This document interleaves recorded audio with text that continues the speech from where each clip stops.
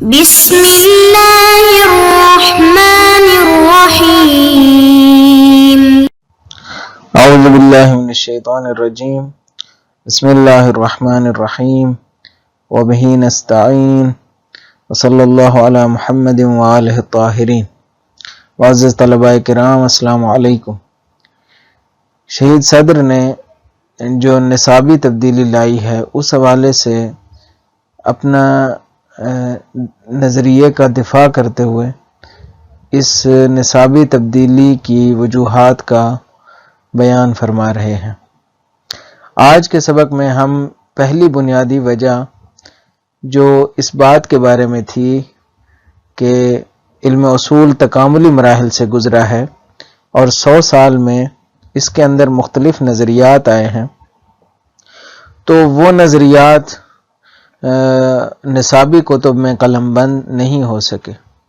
ظاہر ہے کہ یہ کتابیں 100 سال پہلے کی لکھی ہوئی ہیں، تو اس کے اندر جو جدید تبدیلیاں ہیں وہ نہیں سمو سکیں۔ تو شہید یہ بیان فرما رہے ہیں کہ ہم نے اپنی کتاب میں ان جدید تبدیلیوں کو بھی مد نظر رکھا ہے۔ آج اسی نقطے کو چند مثالوں کی روشنی میں سمجھنے کی کوشش کریں گے تاکہ کلیات سے بات جو ہے وہ واضح انداز میں جزیات تک آ جائے کہ کون سے نظریات مثلا مراد ہیں کہ جس کی وجہ سے شہید اس بات کو ضروری سمجھتے ہیں کہ ان نظریات کو آنا چاہیے۔ تو آج جو ہے وہ ہم 1-2 مثالیں دیں گے، اگرچہ شہید نے تقریباً 3-4 مثالیں دی ہیں، لیکن ہم کچھ مثالیں دیں گے تاکہ وقت بھی بچ سکے اور یہ مطالب بھی پہنچ سکیں۔ سب سے پہلی مثال جو ہے وہ شہید دیتے ہیں کہ باب تزاحم کے افکار پہلے موجود نہیں تھے، کیونکہ تزاحم جو ہے اس کا وجود، اس کا جو کشف کرنا ہے، یہ پہلے اس کو اس انداز میں جو مرزا نائینی نے بیان کیا ہے پہلے بیان نہیں کیا جاتا تھا۔ تزاحم کو تعارض کی ہی ایک شکل کے طور پر دیکھا جاتا تھا اور تعارض کے اندر بحث کی جاتی تھی، لیکن تزاحم کو ایک خاص علیحدہ طور پر سمجھنا یہ مرزا نائینی سے شروع ہوا، اور مرزا نائینی نے اس کو واضح انداز میں تعارض سے جدا کیا۔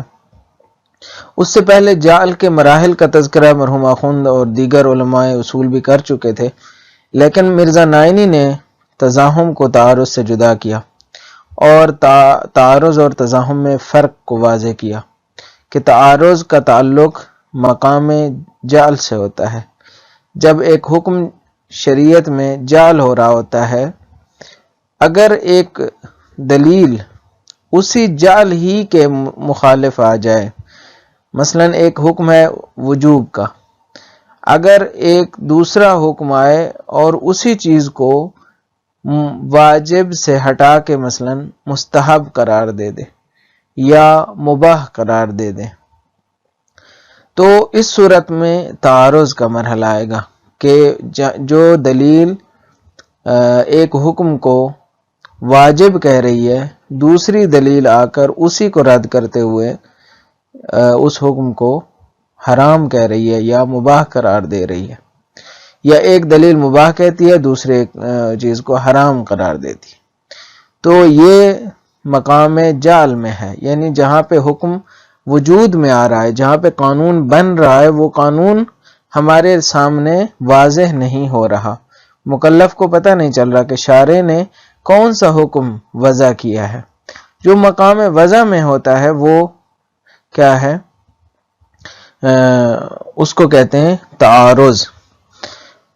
مثلا ایک پروڈکٹ ہے، فرض کریں، یہ مثال سمجھنے کے لیے ہے کہ ایک مرتبہ کارخانے میں ہی اس کے اندر خرابی آتی ہے، ایک مرتبہ کارخانے میں جب بنتا ہے تو اسی کارخانے میں جب بن رہا ہوتا ہے تو وہ صحیح انداز میں نہیں بنتا، تو اس صورت میں کیا ہے کہ وہ کارخانے کے اندر ہی اس پروڈکٹ میں مسئلہ، ایک مرتبہ نہیں، مسئلہ کارخانے کے اندر نہیں ہے، جہاں پہ یہ پروڈکٹ استعمال کی جاتی ہے اس جگہ بجلی پوری نہیں ہے، اس جگہ مثلاً وہ پروڈکٹ جو ہے اس ماحول کے ساتھ سازگار نہیں ہے، تو اس کو مثلاً آپ کہہ سکتے ہیں تزاحم۔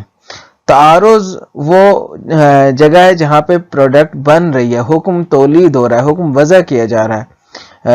مثلاً ایک ہی نماز ہے، یہ نماز کیا واجب ہے یا مستحب ہے؟ تو ایک دلیل کہتی ہے واجب ہے، دوسری کہتی ہے مستحب ہے۔ غسل جمعہ ہے، غسل جمعہ کے بارے میں ایک دلیل آ کر مثلاً کہتی ہے واجب ہے، دوسری آ کر کہتی ہے مستحب ہے۔ تو اس طرح کی جتنی بھی مثالیں ہیں جو خود حکم کو جال کے مقام میں آ کر چالش زا بناتی ہیں، اختلاف زا بناتی ہیں، تو اس صورت میں اس کو کہتے ہیں تعارض۔ دوسرا مسئلہ کیا ہے؟ حکم اس مرحلے سے نکل آتا ہے، مرحلہ جال سے، جہاں پہ اس حکم کو عملی شکل دینی ہے، امتثال جسے کہتے ہیں۔ امتثال کا مطلب ہوتا ہے عملی شکل دینا، امتثال یعنی الف میم تے سا اور لام، امتثال یعنی ایک حکم کو عملی شکل میں بجا لانا۔ مثلاً مسجد میں گئے نماز پڑھنے، تو دیکھا مسجد نجس ہے، تو اب مسجد نماز بھی پڑھنی ہے اور مسجد کو پاک بھی کرنا ہے، دونوں واجب ہیں، کون سا انجام دیا جائے؟ تو یہاں پہ پھر تزاحم کا مرحلہ آتا ہے کہ دو حکم ہیں، آپ نے جب اس کو عمل میں انجام دینا ہے تو ایک کو انجام دے سکتے ہیں۔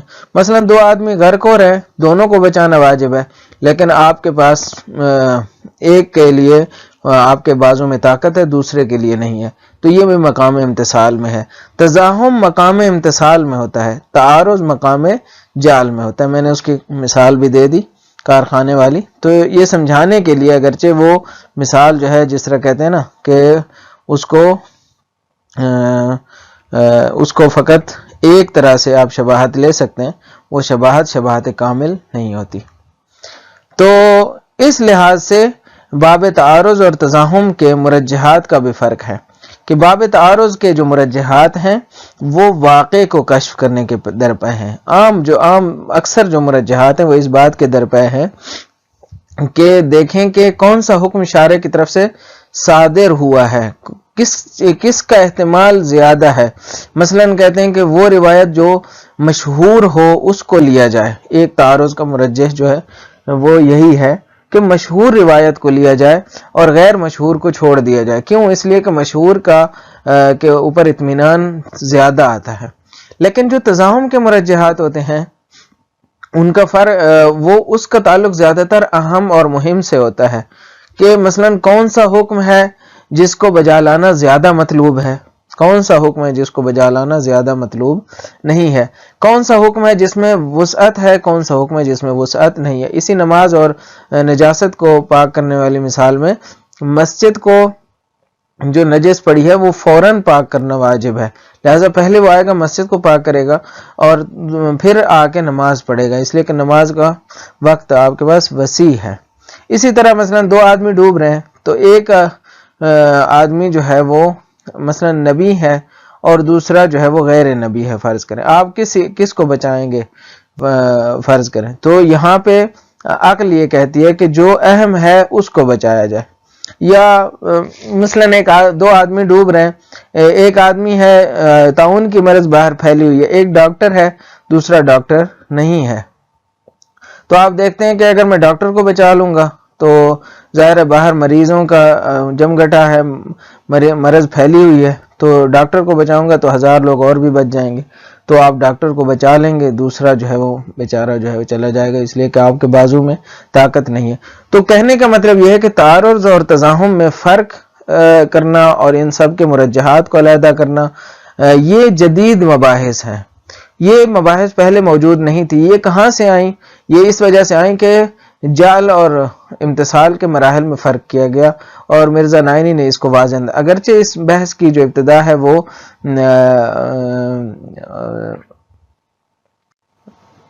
وحید بابہانی سے ہوئی جو کہ اخباریوں سے درگیر تھے، لیکن انہوں نے اتنے واضح انداز میں اس کو بیان نہیں کیا۔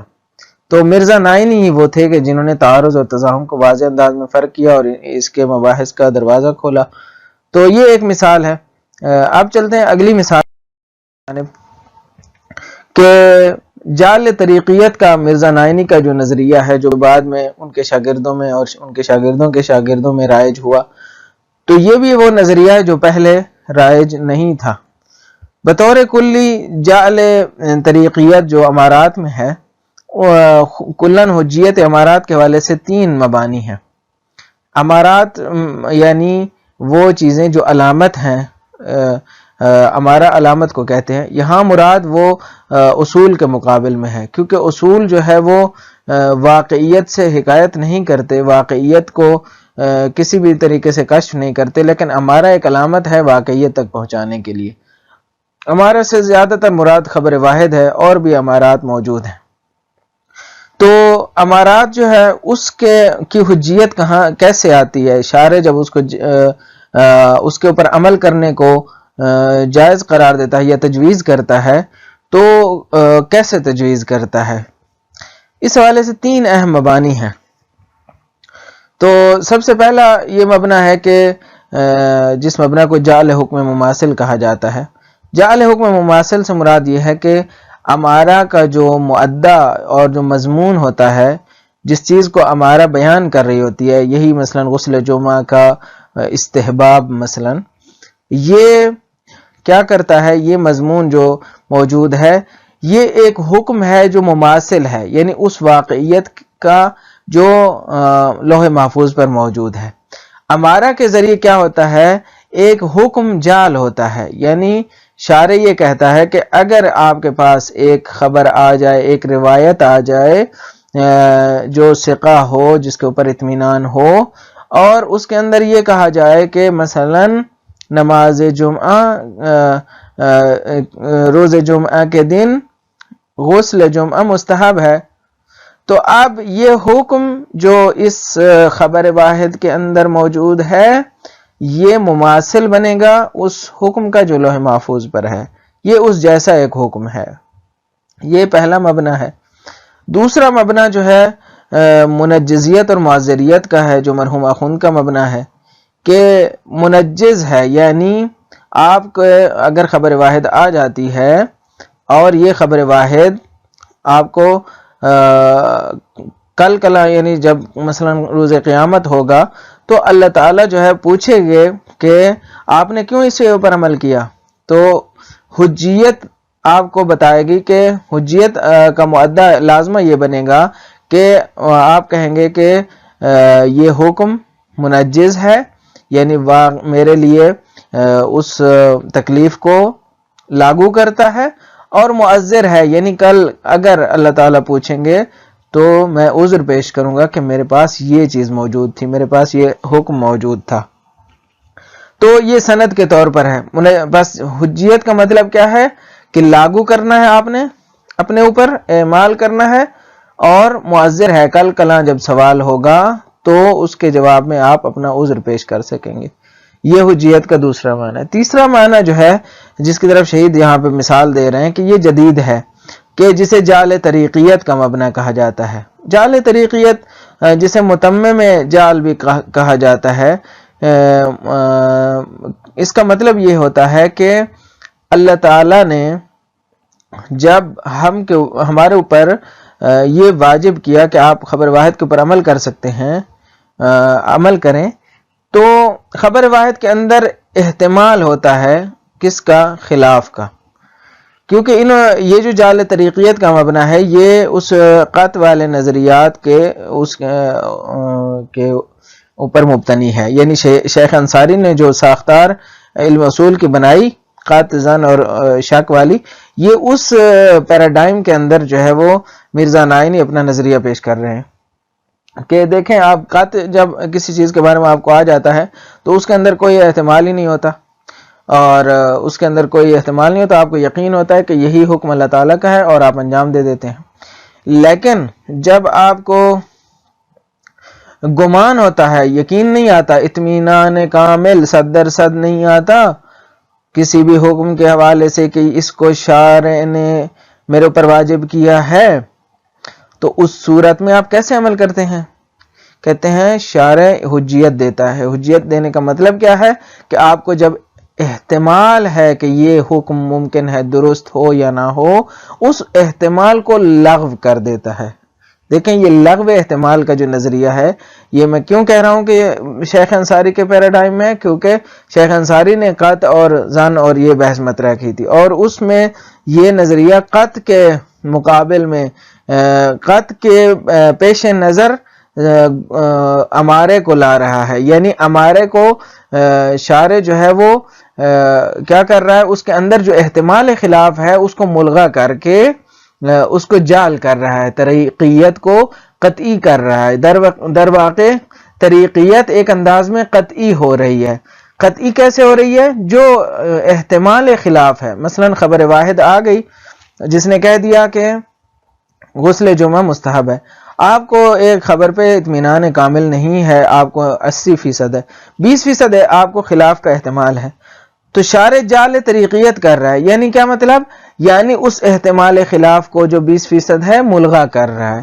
یہ الغاء احتمال خلاف، اس کا مطلب ہے جعل طریقیت. یہ نظریہ مرزا نائینی نے دیا. تو شہید اس مثال کو بیان کرتے ہیں اور کہتے ہیں کہ آپ دیکھیں اس مثال کی روشنی میں ہم سمجھ سکتے ہیں کہ یہ نظریہ، یہ جدید نظریات ہیں جو پیش نہیں ہو رہے تھے، اور ہم نے ان کو اپنی کتاب میں ہم انشاءاللہ اس کو بحث کریں گے. تو اس نظریہ جعل طریقیت کے بہت سے عملی نتائج بھی ہیں. ہم کچھ ایک وضاحت کرتے ہیں، اگرچہ وقت کی قلت ہے لیکن ہم کچھ وضاحت کر دیتے ہیں.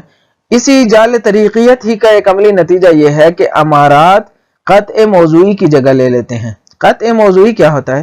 قطع دو قسم کا ہوتا ہے، ایک قطع طریقی ہے، ایک قطع موضوعی ہے. قطع طریقی یہ ہوتا ہے کہ قطع جو ہے راستہ صاف کرتا ہے ایک حکم کو دیکھنے کا. یعنی آپ کے سامنے ایک حکم بالکل واضح عیان نظر آ رہا ہوتا ہے، قطع راستہ بنتا ہے واقعیت تک پہنچانے کا، اس کو کہتے ہیں قطع طریقی.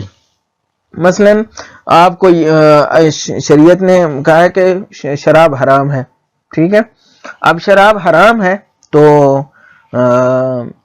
آپ کو یقین آ جاتا ہے کہ یہ چیز جو گلاس میں پڑی ہے یہ شراب ہے. تو آپ کیا کریں گے؟ آپ اس کو نہیں پیئیں گے. کیوں؟ اس لیے کہ آپ کو یقین ہو گیا. تو یہ قطع آپ کا یقین راستہ صاف کر رہا ہے اس حکم کو بجا لانے کا اور اس حکم کو کے اوپر عمل کرنے کا. اس کو کہتے ہیں قطع طریقی. قطع موضوعی کیا ہے کہ خود اس موضوع حکم کے اندر قطع کو اخذ کیا جاتا ہے. یعنی کہا جاتا ہے کہ اگر آپ کو یقین آ جائے کہ فلاں چیز حرام، فلاں چیز مثلا نجس ہے تو آپ اجتناب کریں. آپ کو یقین ہو کہ یہ جو پانی ہے یہ نجس ہے تو آپ اس سے غسل نہیں کر سکتے. تو اگر آپ کو شک ہو تو کیا کریں؟ اگر آپ کو گمان ہو تو کیا کریں؟ ٹھیک ہے، اگر آپ کو گمان ہو کہ یہ پانی جو ہے نجس ہے تو آپ کیا کریں گے؟ آپ اس گمان کی پرواہ نہیں کریں گے، اس لیے کہ شارع نے اس کو قطع اس کے موضوع کے اندر اجتناب کا جو موضوع ہے، اس ظرف کے اندر جو پانی ہے اس سے اجتناب کا جو موضوع ہے وہ قطع و یقین ہے. اب جو قطع سے باہر ہوگا وہ کیا ہے؟ اس موضوع سے بھی باہر ہو جائے گا. لیکن جو جعل طریقیت کا مبنی ہے اس کے مطابق یہ امارات قطع موضوعی کی جگہ لے لیتی ہیں. قطع موضوعی بھی دو طرح سے ہوتا ہے، ایک طریقی ہوتا ہے، ایک نفسی ہوتا ہے، وصفی ہوتا ہے، اس کو ہم چھوڑ دیتے ہیں. لیکن بہرحال جب امارات کا مطلب یہ بن گیا کہ احتمال جو 20% خلاف کا ہے اس کو ملغا کر دیا، جب امارے کا مطلب ہی یہ ہو گیا حجیت امارہ کا کہ 20% احتمال ملغا ہو گیا، تو کیا مطلب ہو گیا؟ یعنی گویا یہ قطع ہی کی طرح ہو گئی، تو لہٰذا قطع کی جگہ لے سکتی ہیں، اس لیے کہ یہ قطع ہی کی طرح ہیں اگرچہ تعبداً ہے. دوسرا اس کا عملی نتیجہ یہ ہے کہ امارات جو ہے وہ اصول پر حاکم ہو جاتی ہیں. حکومت کا اور ورود کا جو نظریہ ہے وہ شیخ انصاری کا ہے، یہیں سے بھی پھر مختلف فروعات مترتب ہوتی ہیں. ایک جو فرع ہے وہ یہی ہے کہ امارات پھر اصول پر حاکم بن جاتے ہیں. حکومت میں جو دائرہ موضوع ہے وہ وسیع یا مضیق ہوتا ہے تعبداً، ورود میں وجداناً، یہ فرق ہے۔ تو یہاں پہ امارات کا جو اصول کے اوپر جو حکومت ہے، یہاں پہ کیا بنے گی؟ تعبداً بنے گی، اس لیے کہ یعنی حکومت ہی بنے گی، کیونکہ ہمارا کیا بنے گا؟ حاکی از واقع ہے، اور یہ اصول جو کیونکہ اصول کا موضوع شک ہے، ہمارا جو ہے آ کر کیا کرتا ہے؟ اس شک کو برطرف کر رہا ہے، یعنی آپ کو شک کا جو موضوع ہے اس کو برطرف کر رہا ہے۔ کیسے برطرف کر رہا ہے؟ آپ کو تو شک ابھی 20% ہے، کیونکہ شارع نے جال کیا ہے۔ شارع نے جب کہا ہے کہ 20% کی کوئی پرواہ نہیں کرنی، تو اس کا مطلب ہے کہ ہمارا کیا بن گئی؟ یقین کے مرحلے پہ آ گئی، اور یہ کیونکہ یہ یقین جو ہے وہ وجدانی نہیں ہے، تعبدی ہے، اس لیے حکومت آئے گی، ورود نہیں ہوگا۔ انشاءاللہ حکومت اور ورود کی مباحث جو ہے وہ آگے چل کے مزید واضح ہوں گی۔ مشہور ہے کہ کسی نے کہا تھا کہ شیخ انصاری کے درس میں کہ یہ حکومت کیا ہوتی ہے، تو کہا کہ آپ 6 مہینے ہمارے درس خارج میں آئیں، تب آپ کو سمجھ آئے گی کہ حکومت اور ورود کیا ہوتی ہے۔ بہرحال یہ حکایات مبالغے کے لیے، لیکن بہرحال یہ نظریہ ہے جس کو سمجھنے کی ضرورت ہے۔ آخری جو ہے وہ مثال دوں اور بات یہیں پہ ختم کریں گے کہ قاعدہ قبح عقاب بلا بیان بھی اس سے مرتفع ہو جاتا ہے، کیونکہ بیان آ جاتا ہے۔ جعل طریقیت ایک بیان ہے، یعنی جعل طریقیت جو ہے وہ یہ کہتا ہے کہ ہمارا بیان ہے، ہمارا بیان ہے، اور ایک ایسا بیان ہے جس کو شارع نے کیا کیا ہے؟ قد کا درجہ دے دیا ہے، اور اس احتمال خلاف کو ملغا کر دیا ہے، لہذا یہاں پہ جب امارات آئیں گی تو قبح عقاب بلا بیان بھی نہیں رہے گا۔ تو یہ 2 مثالیں ہیں جس کے روشنی میں ہم سمجھ سکتے ہیں کہ کیسے علم اصول کے اندر جدید نظریات آ چکے ہیں، اور 100 سال میں یہ نظریات جو ہے وہ موجود ہیں، اور ان کو علم اصول کی جدید کتب میں سمونا چاہیے، بلکہ موجود ہیں علم اصول کی جدید کتابیں جو لکھی گئی ہیں، تاہم درسی کتابیں ان نظریات سے آ رہی ہیں، مثلاً کفایہ اور رسائل، لہٰذا ایک ایسی کتاب کا لکھا جانا ضروری ہے۔ ہم نے بتایا کہ تزاحم کی مثال دی اور کہا کہ تزاحم کی کون سی مباحث ہیں، تزاحم اور تعارض میں کیا فرق ہے، اور اسی طرح ہم نے بتایا کہ امارات کی جو حجیت ہے اس حوالے سے جو نظریات ہیں، اور اس میں جعل طریقیت کا جو مسلک ہے اس کی ہم نے وضاحت کی، اور پھر یہ بتایا کہ جعل طریقیت کا جو نظریہ ہے اس کے عملی اثرات کیا مترتب ہوتے ہیں۔ امید ہے آج کا درس آپ کے لیے مفید ہوا ہوگا۔ والسلام علیکم ورحمۃ اللہ وبرکاتہ۔